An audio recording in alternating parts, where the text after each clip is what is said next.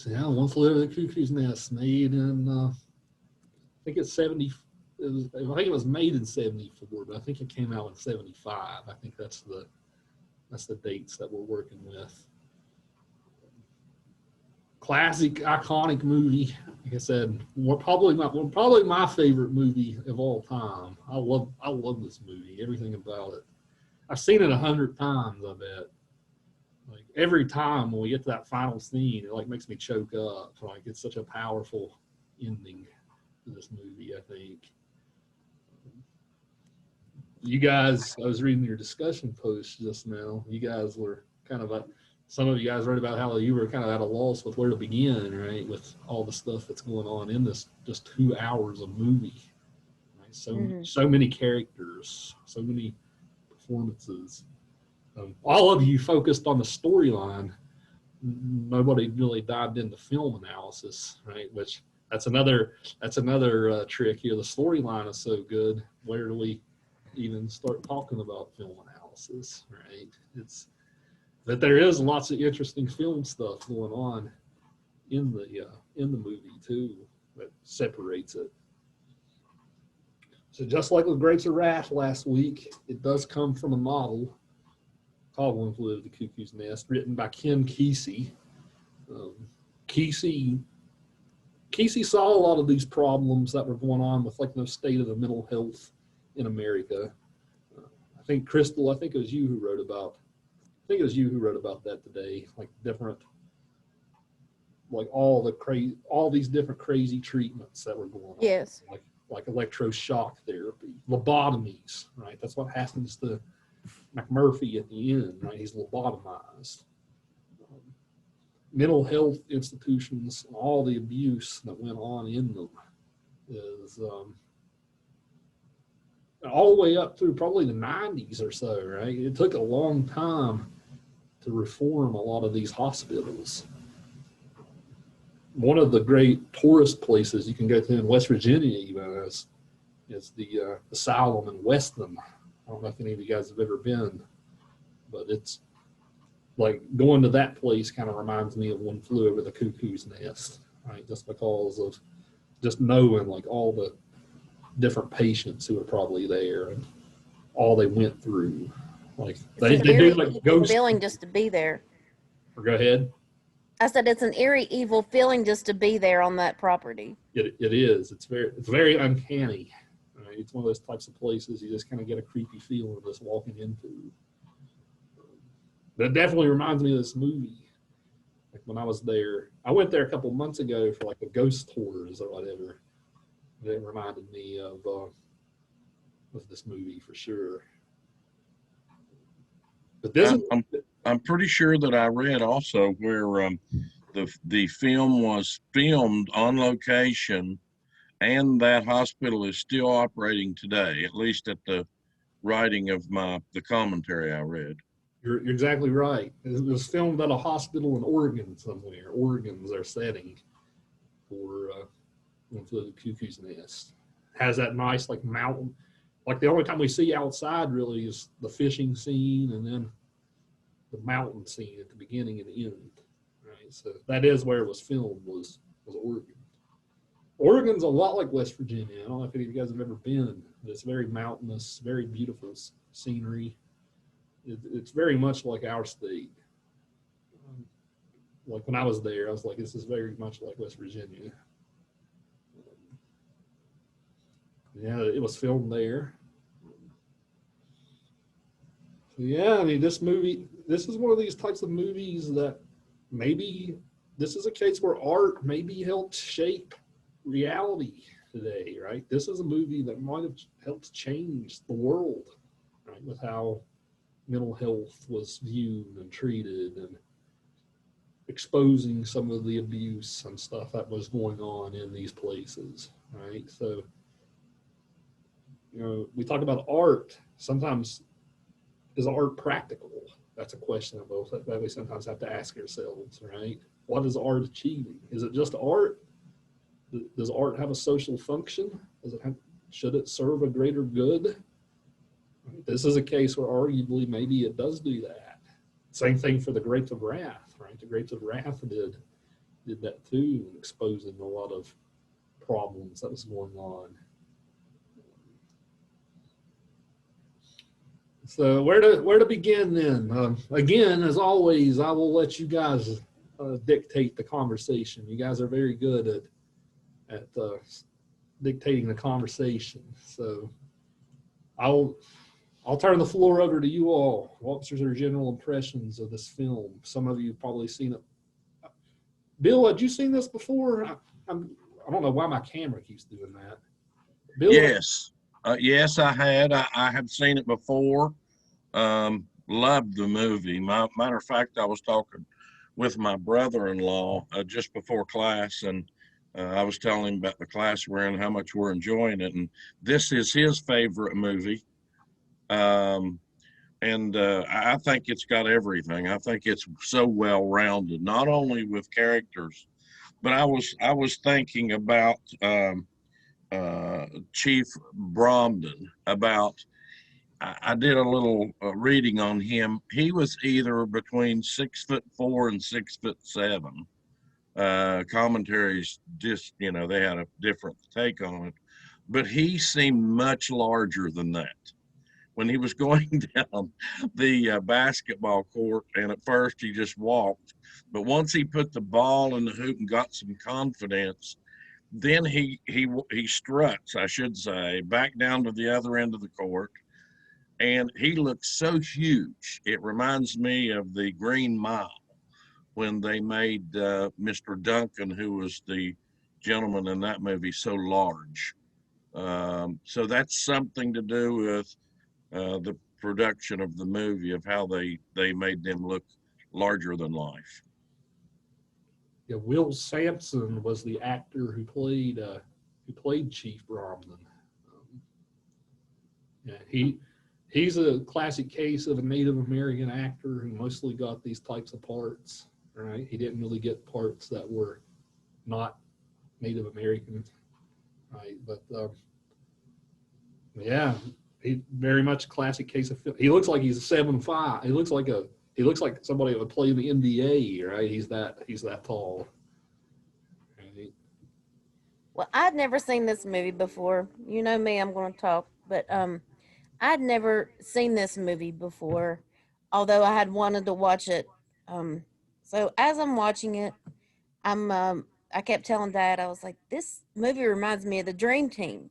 And Christopher Lloyd also played in the Dream Team. I don't know if anybody's seen it, but if you have not, it is hilarious.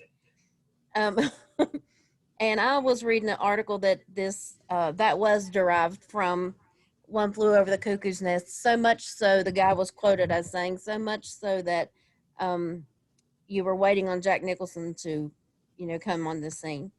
But I had so many things I could have went on and on and on about, and I felt like that the the punishment side of it kind of maybe spoke to me more. There was a lot of characters I could have said a lot about, but um, the punishment side, they were saying that they were using that as treatment, but they wasn't using it only as treatment. They were also using that as punishment. They felt back in those days that people were demon possessed if they were mentally ill. Well, obviously, we don't look at that at all that way today. But Dad had went on about Nurse Ratched and his thread, and it's kind of ironic or funny to me that um, they looked at these people as if they were demon possessed, but she was actually the devil incarnate. She was the one that would just pick subjects to talk about in group just to upset them, not to try to help them in any way or any manner. She was just trying to upset them. And you notice the fear that these patients have, like when the doctor walks on the floor, when they was all being unruly, so they took them upstairs to give them some shock therapy. Those patients scattered into their rooms. um, you watch how they won't even give their opinion in group. They don't want to raise their hand and say that they want to watch the World Series because they knew that she was going to punish them in some manner. And I think that she finally silenced Mac, the one that had brought so much life to these people. They had been cast out like lepers from society, and instead he's bringing laughter and joy to them. Something as simple as going fishing, something we'll take for granted, those people were just, that was amazing to them. And I mean, I thought it was a great movie. I was even looking at the contrast between how we've been viewing black and white going into color, and how much more watching black and white movies now you see the feeling, I suppose you could say, like you could actually see the feeling in the movie. And you know, you have to work that a little differently in a color movie. But I could go on forever, but you know, the class is only an hour and 15 minutes long, and I have other people in this class. But I loved it. And I felt that at the end, Chief truly loved Mac. And the reason that he loved him so much is because everybody else, staff and all, was like, don't talk to him. Don't talk to him. He's not going to hear you. You're wasting your time. Well, he didn't feel like he was wasting his time. He kept trying to reach out to him and communicate with him. And she fell in love with him. And he knew that he wouldn't have wanted to live that way. And he didn't want him to live that way any longer. And that's why he took his life. So I believe that it was a well rounded movie with comedic and dramatic issues in it. When you watched it for the first time, Crystal, did you get that, like when Mac tried to lift the pedestal, right? Did you get that was, did you think that was going to come back later? Did you get the I did. I really did. I thought there is significance to this because, you know, it shows it with his feet propped on it first, and it shows it instead of anything else. And you're kind of like, what is that? Is that a big sink? You know, and you keep going on. And I knew that that was going to have some kind of significance at some point. And then whenever he couldn't lift it and he was pulling it out of there, whatever, Chief done that, me and Dad both were like, he's getting ready to go get that and throw it out the window. He knows how to get out. So absolutely, I realized that. a classic case of foreshadowing in a movie, to say the least. What's some of the rest of you guys think? I have so many thoughts and they're so unorganized. Go ahead, Nicole. Oh no, you go ahead, Corey. All right. Just one. It's so chaotic. Like I talked about that in my discussion, but like even before I saw you bring it up as a point, I was like, every like few scenes, it's like everything's going on at the same time. And you got somebody's yelling over here, somebody's like having a mental breakdown over here, and somebody's not even trying to take control of the situation, just trying to do something normal. And it's chaos everywhere. It's on the fishing boat. It happens like 4 or 5 times in the asylum. It's just insane. Like, well, Freudian slip, I guess. But it's crazy. It can be too much, honestly. It made me uncomfortable at sometimes even. Yeah, No, I agree. And I was gonna speak on the chaos as well, and mainly on the character arc that I feel like Murphy had. You know, going into this, he was obviously there for his own reasons. He was not mentally ill. He was trying to avoid a work camp. And then going through it, for me, the point where he really realized this is not a place for sick people. This is not a place for anyone, is when he was in the group and looking around and saying, you all are here voluntarily. You're here voluntarily. And when he realized that he was stuck there now. And, you know, on the question that you were talking about, Corey, that it talks about chaos and it asks what if we think that Murphy is a protagonist or an antagonist.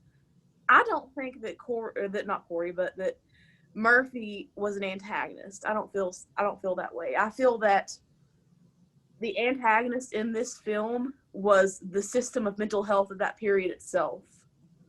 And though I don't think Murphy intentionally went into it saying, oh, I'm going to help these people, I'm here to do good things, I think by the middle to the end of the story, that his main goal was to help those people as much as he could before getting himself out. Yeah, just like what happened with Billy even. It was like, Billy was like, hey, I'll miss you. And honestly, at the beginning, Mac wouldn't have worried about it. He would have just been like, yeah, whatever. But he was like, no, listen, once we get to Canada, I will give you my address. And when you feel like you're ready, come with me and we'll be together. Like he genuinely cared about a lot of everybody in that hospital by the time it was all over. I think too, I had a situation where I would find myself laughing because of the antics that these men were doing. And then I would feel guilty about laughing because I know that they were ill, they were sick. And so I would sit there and have to take self inventory because I love comedies. Well, there was some comedy in this, but I'm not sure I was supposed to laugh at it because, this was their breakdowns. And but you take this type of scene, you it's pressing to me. I have a lot of compassion for this than the people that were ill, but yet I just could not help but have some laughter involved. I guess that I don't know. How did you all feel about it? Did you all have that problem too? It made me very uncomfortable in some scenes because I felt like watching it, I felt this is something, a moment that would be very personal for anyone, that they would not want broadcasted. They would not want to be around people they did not know. And they were forced to be in a building that was strange to them, with people that were strange to them, in clothes that were strange to them, you know? And I think another thing that can play into that is the soundtrack. This soundtrack I thought was fabulous.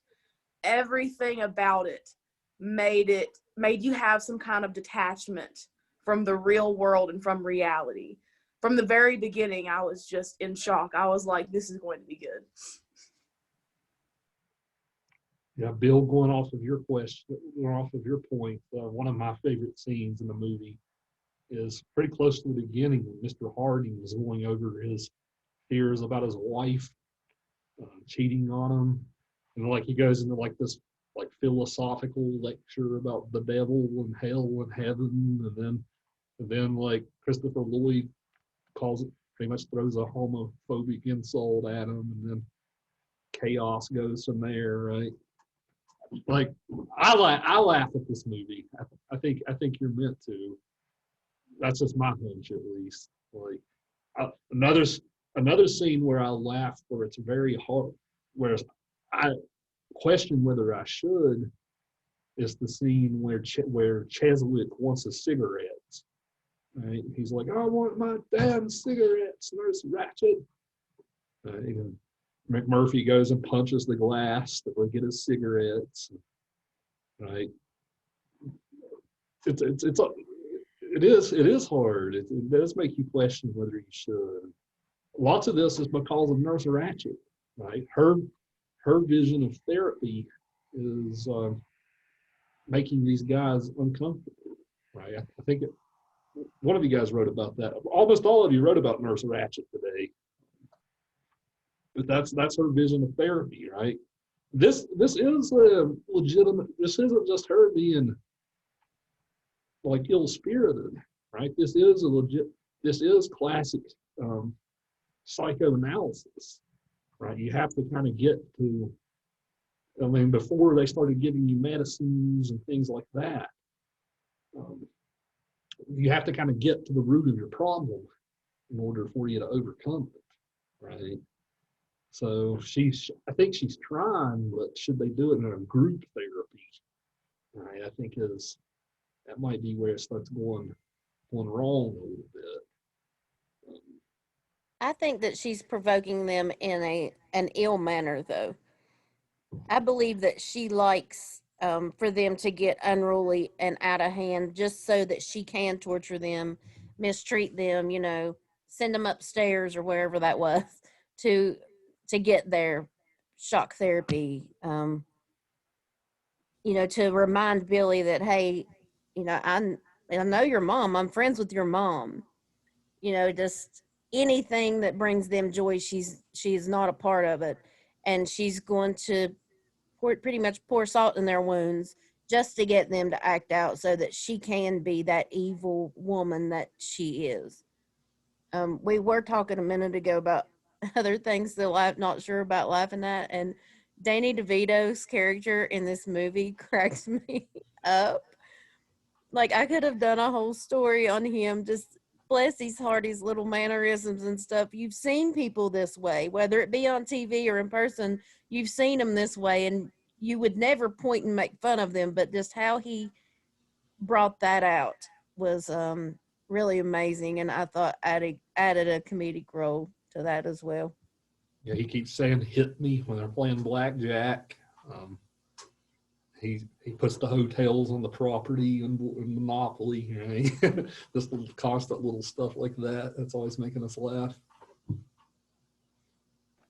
I feel so bad for Billy. I don't know why. Like I'm sure I'm meant to, but like I just had a soft spot for him. And it's the stuttering, and it's him just being shy. And I feel like the nurse of the ward that you're at should not be friends with your family. Like that should not be a thing. Obviously, this is the '60s, so I mean those types of regulations aren't there. But like that's just that messed me up. And back to your point, Crystal, about towards the end when she's like, I'm good friends with your mother, I'm going to have to talk to her about this. And here he is, he's trying his best to say, please don't tell her. And like, that like can be enough if you're in the right mood to make you cry and be like, oh, don't worry, I won't tell her. For one, you're a grown man and you were doing things that a grown man does. Your mom shouldn't have to know about your business. And she said something like, well, you will think about that next time. And it's like, okay, you're just doing this because you like it, because you enjoy making him suffer. That like ran all through me. And when Max started choking her out, I was like, good, she deserves it. Yeah. I'm with Corey on that. That's when I knew that I had zero feelings for this woman because I loved Billy throughout. I had a friend of mine that had a stuttering problem, and he certainly wasn't in Billy's shape. But when people would make fun of him, you had to go to bat for him. But here, Billy he kind of captured my heart early on. And then when she treated him like that, she said she was a friend of his mother's, which she probably was an acquaintance of, but certainly she wasn't a friend. She was a vindictive, mean, evil person. And I wrote my whole paper on it. She was just mean. I kind of look at that situation in a few different ways. I mean, was she actually friends with his mother, or did she tell him that because she had spoke with maybe her or whatever? I kind of wonder about Billy's mom, that unseen character. What kind of person was she? What kind of relationship did they have? Was it that actually Billy was the normal one, and maybe Mama was the one with the unhealthy obsession with him that couldn't stand that if he was around other women or had feelings for another woman? Remember back in group whenever they were talking and said that Mom didn't know about you loving this woman. Well, maybe he was scared to tell her because of how she would react or what she would do. And it even went to the point of him being put into, him putting himself there. And I just think that Mom, that was a very serious issue. And I don't think that Billy was mentally ill at all. Look in the scene where he had just come out from sleeping with that woman at night. You notice that he didn't stutter. Not until she started mentioning his mother, and then his stutter come back as quick as it left. I believe that his mother had that kind of fear in him the same way that Nurse Ratched did. I think that he was actually scared of his mom. That's what I wrote about. I feel like what you guys are talking about with Billy, that's mainly what I talked about. With Nurse Ratched, I felt like she knew exactly what she was doing when she said what she said, because she had seen how he had, in his record, how he had committed suicide or attempted suicide. And over this girl that had happened before, I feel like she knew exactly what would happen with her words and what she had said, and that she had meant to do it. And I also said in there that I feel like whether her mom and her were good friends or not, I feel like they conspired to put Billy in there, because I also did not think that he was mentally ill. I mean, he had a stutter problem, but that's kind of common. I That's what agree. I was gonna. Oh, my bad. Let me just say this, and I'll let you speak. Uh, I felt the same way. I thought maybe he might have been on the spectrum, or he had depression and anxiety, which is honestly pretty common. But other than that, all he had was a stuttering problem, and he was shy. That was it. Oh yeah, that was very clear. And you know, I feel like Billy really admitted himself there to get away from those negative influences in his life. And then he gets there, and you have Nurse Ratched, who brings up, his attempts, brings up his mother, brings up very provocative memories for someone that is in that kind of mindset.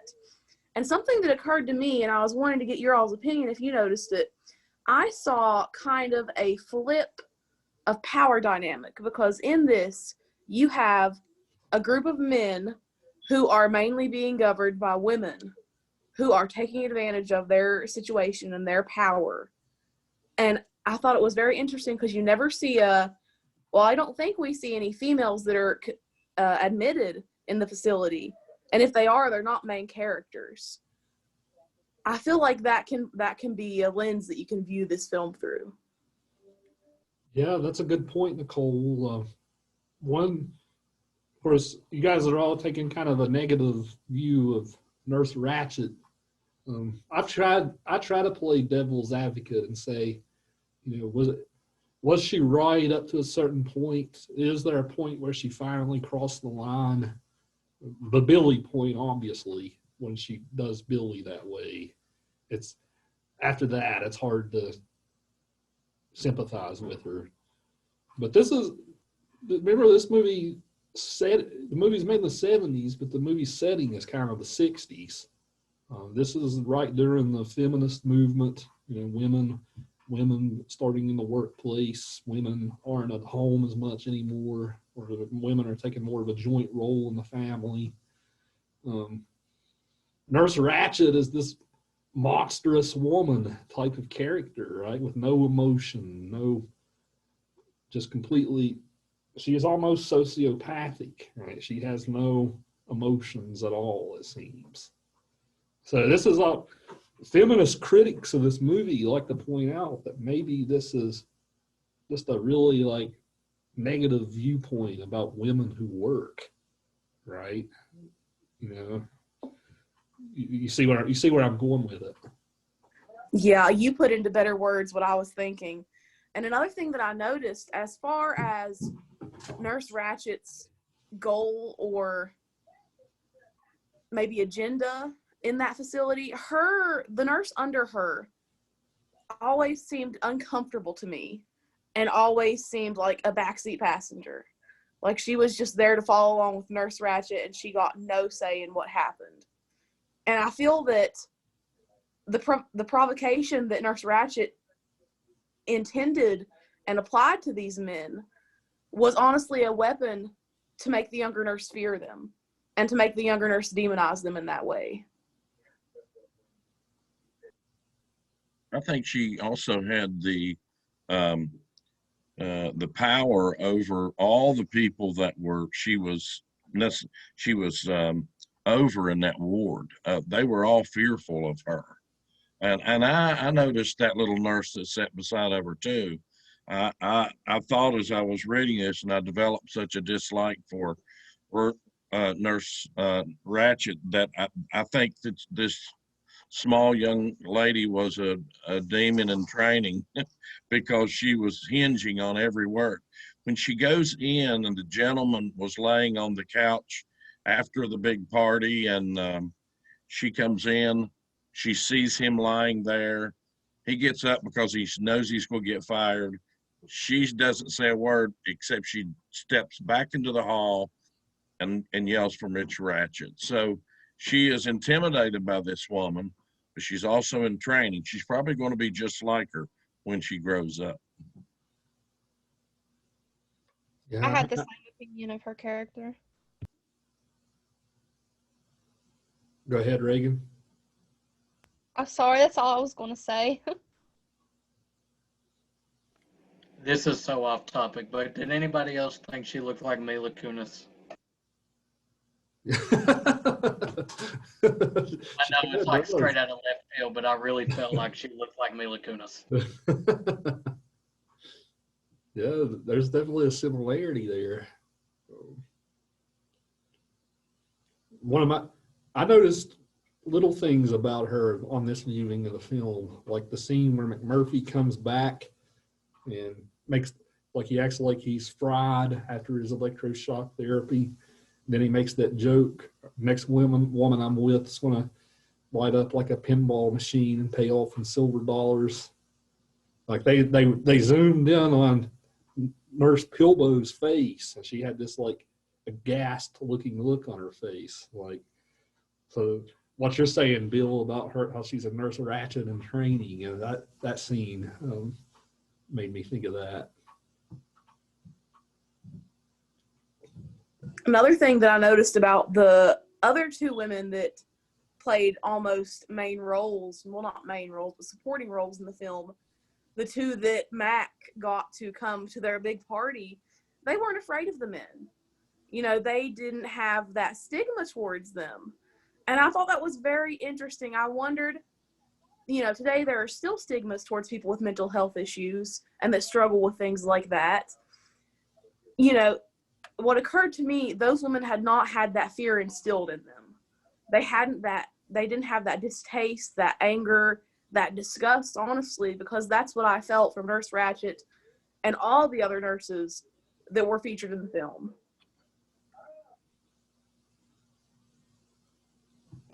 I noticed that she didn't really have a strong reaction when she saw that everybody in the bus wasn't like normal guys. Normal is not the best term, but you know what I mean. Like they obviously, he was in a mental hospital and so were they. So it's kind of was, I was very surprised when she was just like, hey, how y'all doing? And just kind of normal about it. Mike really had, what's the word? Influence over people. I mean, apparently he had influence over these ladies. I mean, they apparently would do anything he told them to do. That's evident when he tells the one lady to go be with Billy. And then he comes on the scene here in this hospital. It doesn't take him long to have an influence on people. And I think we've all met these types of individuals who have this, they have this aura about them that you just kind of want to be around them. And so I think it was a gift, no doubt, but how he used it was up to him. But he certainly does influence individuals in this movie. This is a good time to talk about Jack Nicholson's performance as McMurphy. I know all of you guys probably know Jack Nicholson from something, right? He's just one of our iconic actors. Again, we raised this question about Bogart the other day with Casablanca. Could anybody have played McMurphy better than Jack Nicholson? I mean, Jack is this kind of like agent of chaos in and of himself, right? He plays the Joker, right? He played the guy in The Shining. Often, it's a shame we're not talking about The Shining in this class, but oftentimes that movie's accused of Jack Nicholson's just playing Jack Nicholson, right? That's oftentimes what's said about that movie. I see this as maybe part of his real personality coming out in some ways, because you see these certain traits, like you said, throughout all these movies that he plays, even down to anger management with Adam Sandler. like he has this way about him that he's going to sit back and put his hands back and watch what he had just like he's like the circus trainer and watching them all, uproar and whatever, and get a kick out of it, because I think that um, in this character anyway, that he chooses life. He wants life. And he comes in and sees these people, they're just existing, they're not living anymore. So he brings life to them, however that may be. He sat back, you watched him when he first came into group. He was just sitting there taking it all in, watching it all. And you'd see these crazy faces he can make, and the just the expressions with his face say so much more than maybe a few words would in those instances. So I think that he done amazing with this. Uh, he was very believable as Mac. I read I thought I read a commentary where I think they offered this to Kirk Douglas or one of the large big names during the day. I can't imagine, and I like Kirk Douglas, Yeah. but I cannot imagine this movie being as successful as it has been without Jack Nicholson. He's an icon. He's great. I've watched him since I was a young kid, watch him up to A Few Good Men, You Can't Handle the Truth. And he's just, I can't imagine. He's got that look in his eyes that he just looks at the camera and he looks crazy. I mean, but then he also looks like, I'm crazy, but I can control this and manipulate you. So, yeah, I think that he was the only one that could have really made it this successful. He's one of the. I seen a video. I don't know. I think it was about a year ago, saying that Jack Nicholson is amazing, an expert at showing anger, at displaying the different ways that anger can be shown. The desperate, scared feeling you feel if you just screwed up big time and now you're just letting all that out through anger or just frustration after a bad day, or like in A Few Good Men where Tom Cruise is just interrogating him and interrogating him until he just finally says, "You can't handle the truth," and it's just uh, it. Like every single time I watch Jack Nicholson, especially early Jack Nicholson in a movie now, I pay attention to how he does anger, and I think that even goes hand in hand with his entire character in Mac, especially like in the ball court, in the basketball scene when he's right before Chief finally starts getting in his rhythm and makes a couple buckets. He's throwing GDs and F bombs and S bombs. He's just going crazy, and finally everything turns around. But like he's just a master at that. He's a master at anger. The scene where he chokes Nurse Ratchet out, right? The look on his face, like that's the I'm going to kill you type of anger, right? And like Bill said earlier, he's so good at looking crazy and psychopathic even. Like, yeah, I'm crazy, but I can control it. Like I not only can I control it, but I can amuse you with it, and I can amuse myself by manipulating other people with it. It's very, like I said, psychopathic. Look at the beginning of the movie when they take his handcuffs off. Like how he just starts like, woo, yeah, and he looks at his wrists like, I just manipulated you guys to the point of being here. Like right then and there, I knew that he was not crazy, that he was just trying to get out of something. And I believe that that was the place that he was meant to be at that point in time, that he brought life, like I said, back to those people. And but you can see just how you can believe him as a convict. You can, believe him as whatever. Whenever he just nonchalantly talks to the doctor, just like, well, I guess I fight and screw too much. Like, that's just, yeah, that's me. That's just how it is. So I mean, you see so many different personality traits in him, and I think that he brings this character definitely to life. I don't think that anyone else could have played this like he did.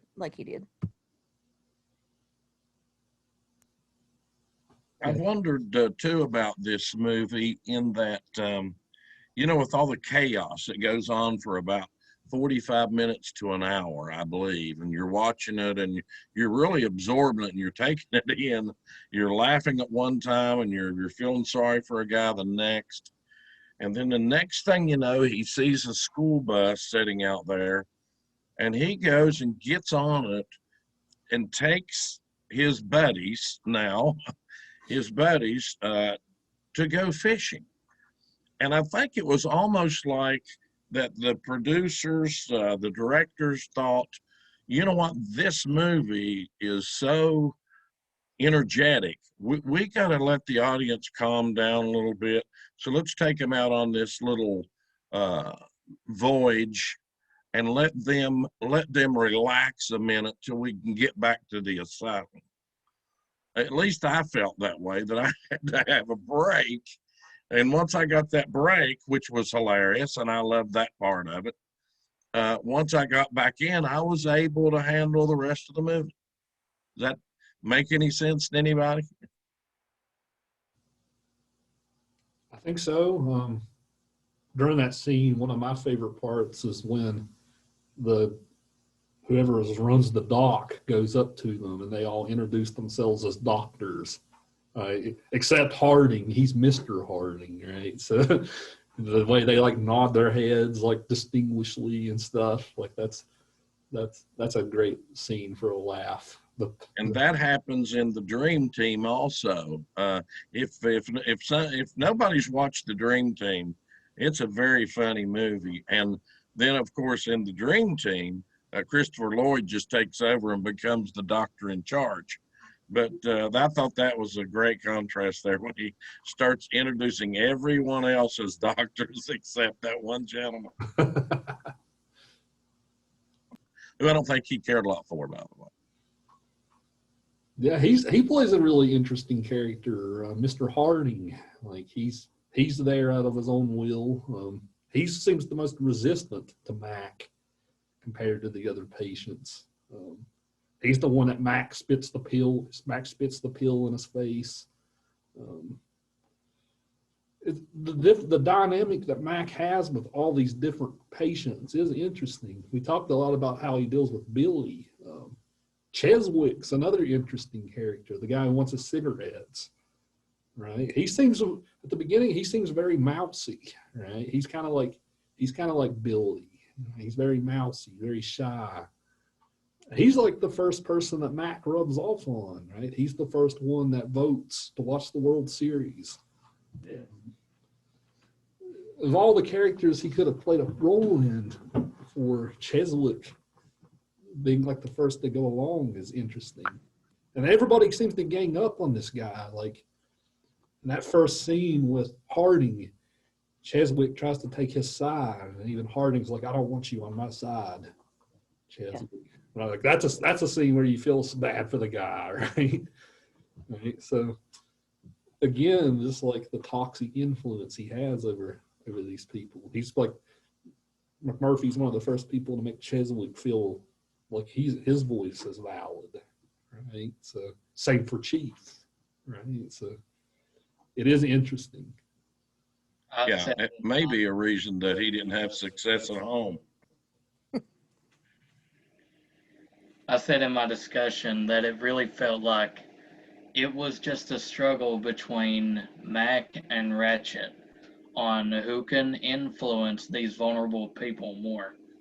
Like, I was on the side of, yeah, Mac is an antagonist, but that doesn't make anybody else a protagonist. Like, everybody in this movie is either just kind of to the side, or they have their positives and their negatives. And it just felt like these two people were just fighting on who can manipulate these people more. And I felt the same way about Chiswick, about like when with the first couple scenes, I was like, oh, that's so sad. That's not nice. Ryan, Kirsten, we haven't heard much from you guys. I know both of you wrote about McMurphy. Do you guys want to chime in here?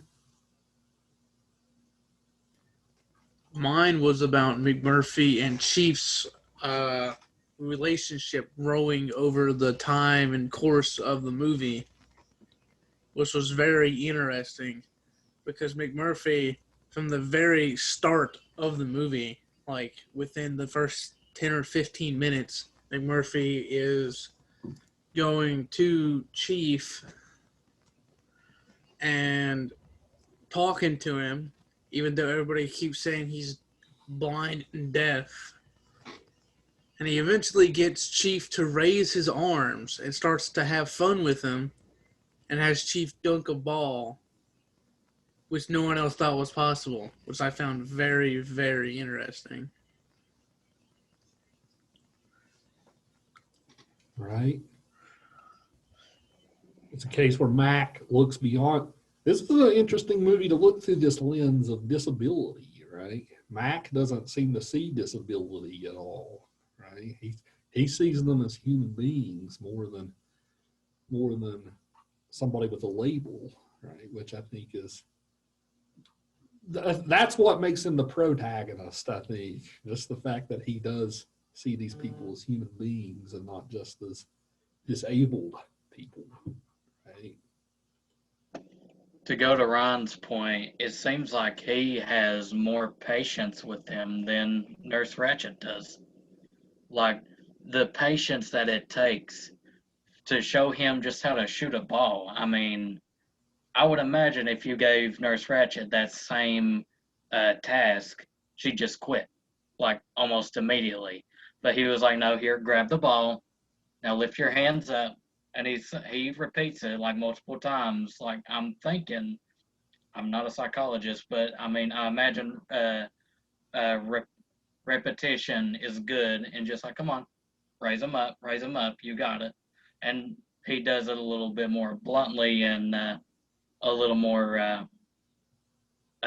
cynical or whatever. But like he shows a lot more patience than people who's paid to do that, and that just struck me interested, I guess.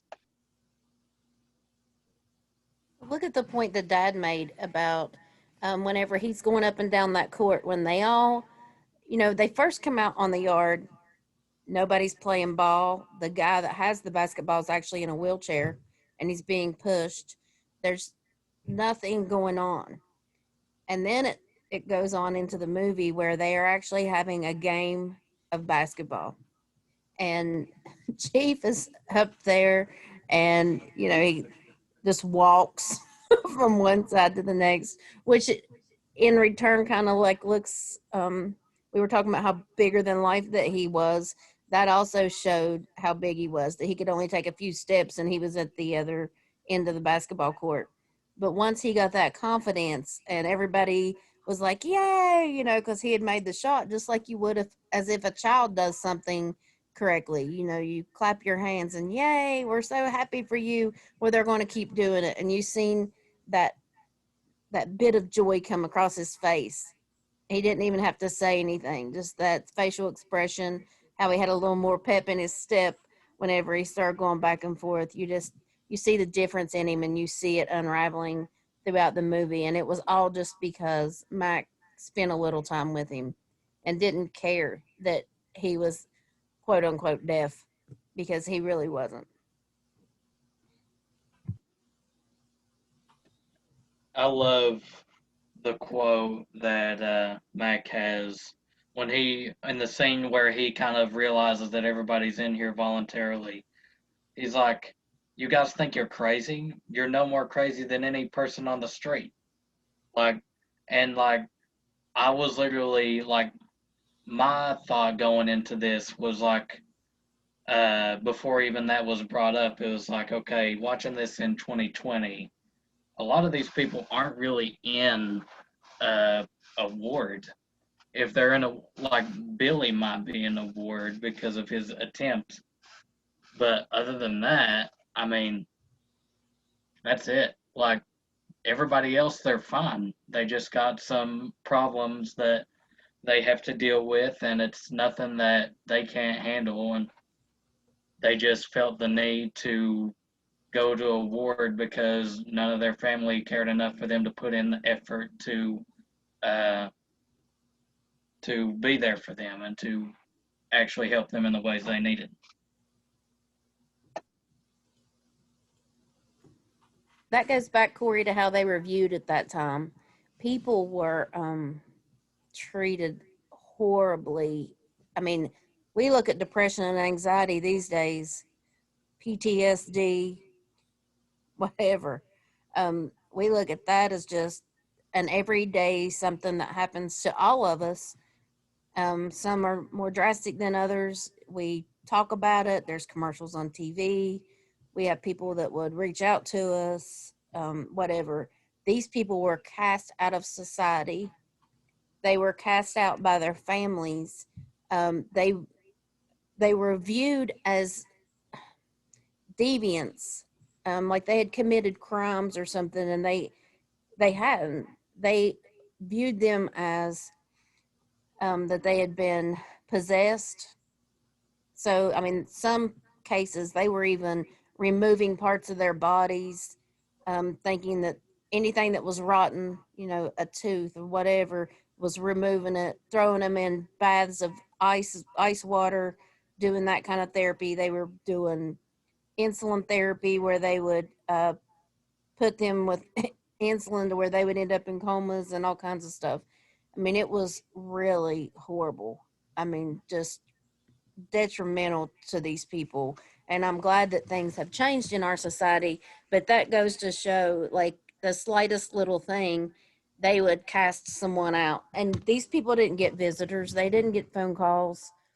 They were left there to die, and their families didn't care. That's what kind of brings me back to Billy's mom. I kind of think she was the one with the issue, that it wasn't Billy. And the reason that Billy tried to escape by his suicide attempt was maybe a reflection of his mom. Like, he would literally was terrified of the woman, or else I believe that he wouldn't have started stuttering as soon as she was brought up, that he was going to get told on to her. Yeah, I'm sure we all know people who have, especially boys, who have overbearing parents like that. I'm sure some of you have seen that at some point in your life, somebody you know. A boy just doesn't have any confidence, right, because of the overbearing parent, right? Bouncing off of your point, Crystal, I'll ask you guys this. Do you guys think that a lot of these stereotypes about the disabled that Crystal mentions, you think a lot of those are still here in 2021, or do you think we've outgrown a lot of those? I think people have learned to not voice them as much as they have in the past. But I think that people today are still very uncomfortable with others being different, whether that be something physically visible, or whether that be something that is mental and that would require a bit of, I'm trying to think of the word, having to cater a bit to someone else's differences in their needs.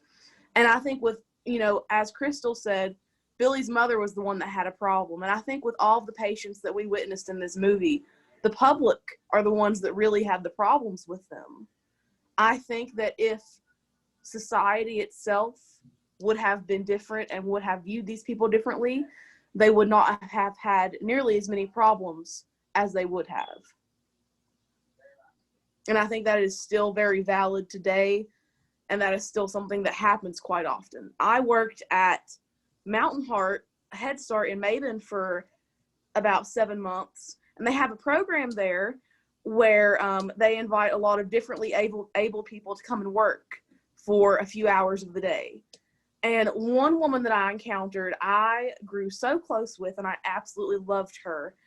And she, I believe she had Down syndrome, or she was on the autism spectrum, but she would come in and she would wash dishes 3 days out of the week.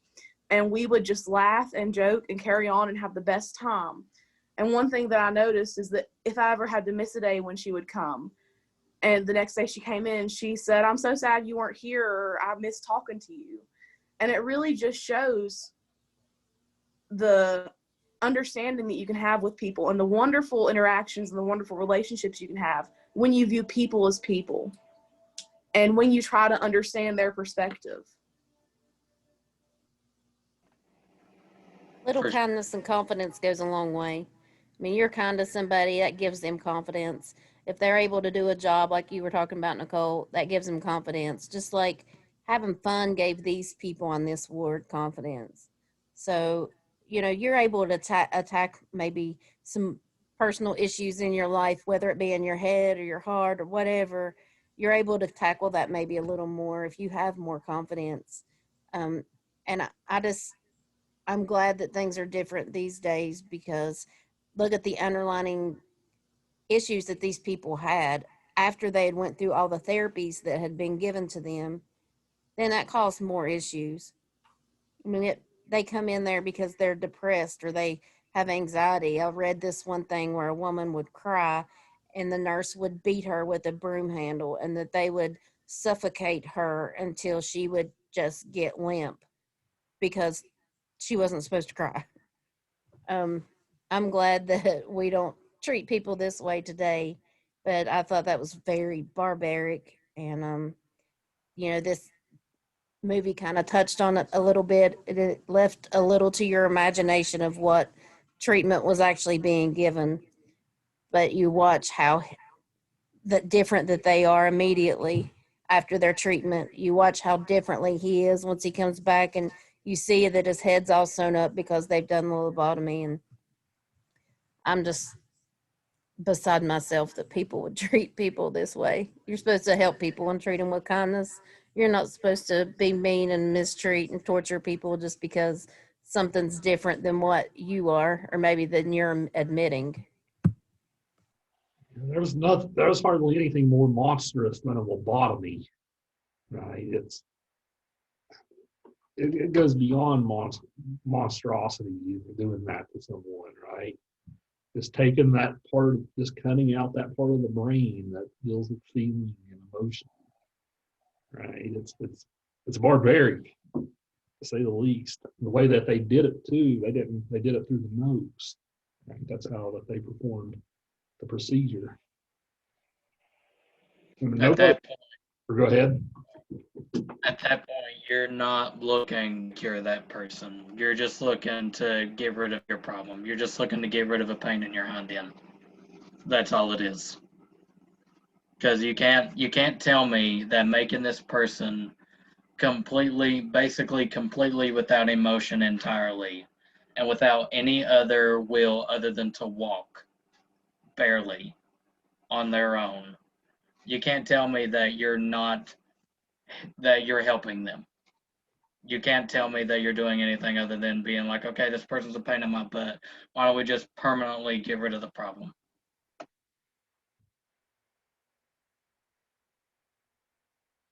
Yeah, it's hard to disagree with you there. We've all talked about how McMurphy, there's nothing wrong with him, but they did it to him, um, just as a means of punishment, right?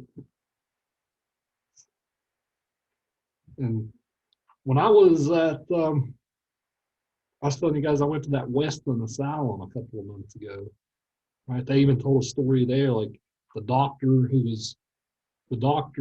was at that asylum actually did hundreds of those. I think they said something like the youngest person they did one to was 4 years old. Like they gave a lobotomy to like a 4-year-old kid. So terrible, terrible stuff, to say the least. I almost say a lobotomy is like an early death. So you basically just killed a 4-year-old at that point. You just made a toddler into a permanent toddler. Like that's all you did.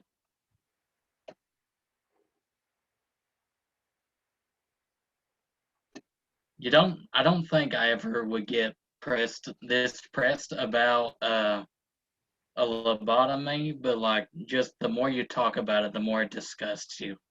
It's just, how was that ever a process that people used? The guy who invented the procedure won the Nobel Prize, right? That just kind of goes to show you how the values back then were a little messed up. Can they not retract a Nobel Prize? I don't think they ever did. What about Chief when he escaped? I gave that a little bit of thought. How could a man this large, with his very distinct characteristics, I don't think he made it to Canada. I mean, that's just, I know that's not in the movie, but when he leaves and there's that camera shot of the beautiful trees, and it's like, oh, wow, home at last, you know? And that's, I think in reality, if that would have really happened, that would have been short-lived for him. Maybe in that brief moment, he broke through and he grabbed a hold of that sink that was no doubt used for negative things too. He crashes it through and walks out, and that is a beautiful scene. It really is. But in reality, it was a brief picture of him walking into glory land, for sure. Yeah, No well, lie, when I saw him walk into the sunset with the mountain in the background, I was like, that's a long walk to Canada. from Oregon. Yeah, that very much kind of. We're going to talk about westerns in a couple of weeks, but that definitely takes the western ending almost, and kind of the riding into the sunset kind of motif. It's always a hopeful sort of motif, but it's bittersweet in this case, right? Because will he really evade the authorities? Right? It's not like he can really hide out or blend in.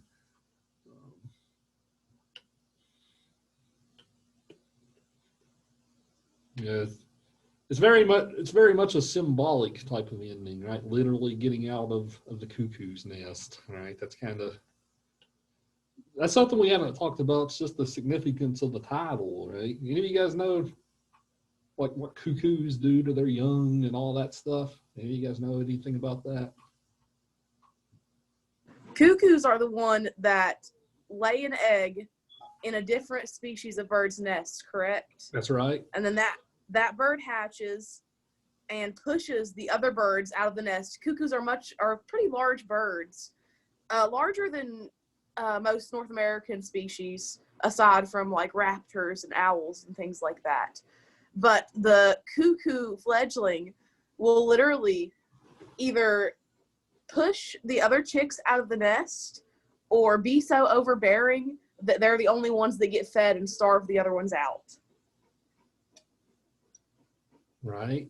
You're exactly right. So even just what you said, you can definitely relate it to the film, right?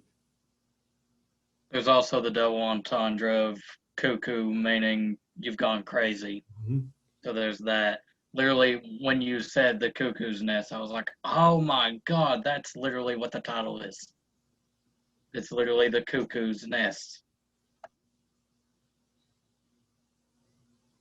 Yeah, the patients are comfortable in the nest, right? That's it's part of the plot.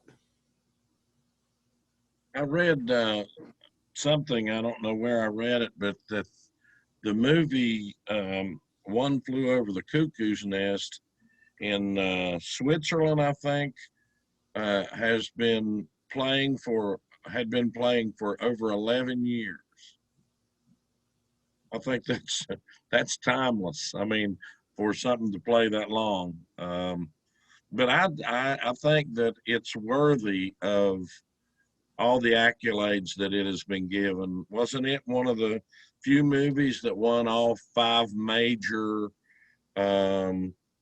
awards, and up to Silence of the Lambs?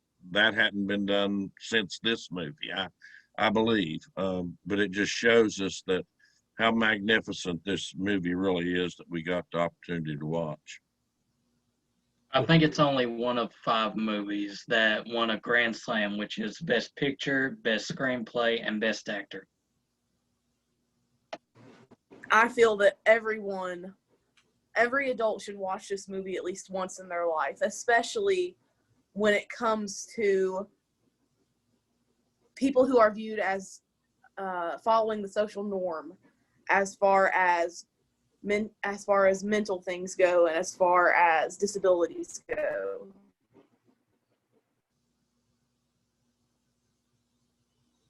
Yeah, I was going to mention too, the novel is an interesting it's an interesting text to go along with the movie.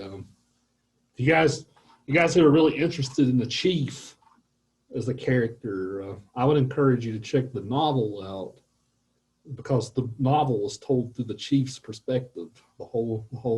He's the narrator of the novel. So if you're interested more in the chief, that's one of the things the people who love the book hate about the movies, the fact that the chief kind of takes a back seat when he's a very prominent character in the book. But again, reading and film, they're 2 different texts, just like the Grapes of Wrath, right? So I love the movie more than the book in this case, but it's an interesting piece of art too if you're a reader. Well, maybe he did make it to Canada then. Yeah, it's been a long time since I've read it. I can't remember.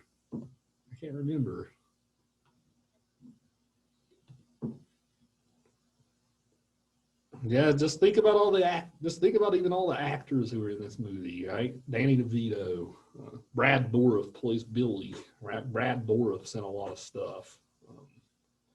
Christopher Lloyd. There's the joke that the Doc in Back to the Future, this was where he was before he was the Doc, right? There's all kinds of memes about that, right? So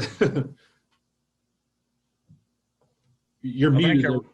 I think I read where this was Christopher Lloyd's first starring role or first role, and he has been an icon himself in the land of movie entertainment. He's one of my favorites. It was Brad Dourif's first ever thing, because it says introduce. Anytime a movie says introducing, right, that's their first part. So think about all he's been in. The voice of Chucky, right? He's in the Lord of the Rings. He's in all kinds of stuff. Louise Fletcher, who's like Ratchet, kind of got a typecast almost after this as this type of like really cold woman. Right? It was hard for her to break out of that role after it was over. Speaking of which, I almost watched the series Ratchet on Netflix, not knowing what it was about. I stopped. I didn't even watch the first few minutes of the episode because I was just swamped last semester. But I'm glad I waited, because if I would have figured out that was about One Flew Over the Cuckoo's Nest, and then I watched One Flew Over the Cuckoo's Nest, that would have definitely probably spoiled the movie or something. It's a really good series, and it kind of goes in depth of just how evil this woman is. I think it gave me more insight going into watching the movie second after watching the series, because I've seen more of her evil ways than I maybe would have seen on the surface of watching the movie the first time without seeing exactly what kind of horrible human being she was. I mean, she lied to get the job in the series, and she done whatever she had to do, and she didn't care about nobody. She didn't care who she had to step on and what she had to do. She was evil, very evil. They should have hooked her up to some electrodes. I've only seen the first episode. I haven't gotten any further than that, so I'm gonna have to give it a whirl. So to end class today, just a preview for next time. Okay, our next film is Apocalypse Now. It's a film made in 1979, directed by Francis Ford Coppola, who also made the Godfather films. So one of the icons of directing. But here's the thing. There's several different versions of Apocalypse Now. There's the original 79 version that was in the theaters. There's a much longer cut called Redux. And they even just remade it again last year called The Final Cut. It's one of these movies. This will be a case where this is one of these movies where there's several different cuts. And the version that I'm asking you to watch is the Redux cut. It's the longer version. It's longer by like 20 or 30 minutes. Okay. So I personally think it's the best version. But one of the things we'll talk about next time is different scenes that was in the Redux that weren't in the original. And then we can talk about what would the movie be like without those scenes. So that's why I'm asking you to watch the longer version first. But this is a movie that you can watch 2 or 3 times and watch the different versions. Ask yourself, what's the difference between each one? Blade Runner is another movie we're going to watch later that's like that. There's several different versions of it. So, watch the Redux first. It's very long. It's the longest movie we're going to watch in this class. So give yourself time. That's why I did it on a Monday instead of a Wednesday, right? Because it is very long. It's a great movie. Movie like captures that Vietnam era like spirit, like more than anything, almost. So this is a classic war film, but it's classic characters too. Great acting. Marlon Brando's in it. Martin Sheen, Charlie Sheen's dad, he's in it. Again, this is going to be another movie that blows your socks off. So I'll be interested to hear what you guys have to say about it. It's another movie. It's about so much. It's going to be hard to capture it all in an hour and 15 minutes, but we shall do our best. So if some of you do watch the original cut, that's probably fine. That'll give a different perspective. But the Redux cut's what I'm asking you to watch, just because we can kind of ask ourselves, okay, does all this need to be here, or could some of it be trimmed? The whole process of movie making, and sometimes Hollywood forces these directors to conform to 2 hours because people don't like to sit over 2 hours, right? This is the economics of movies in this case, right? So this will be an interesting time to talk about that. That's up for next time. And after that, we're going to get into film noir. That's our next genre. So next Wednesday, I think we're watching The Big Sleep, another Humphrey Bogart film. Okay, so two very different movies next week. So I shall look forward to it. So until next time, guys, have a good weekend.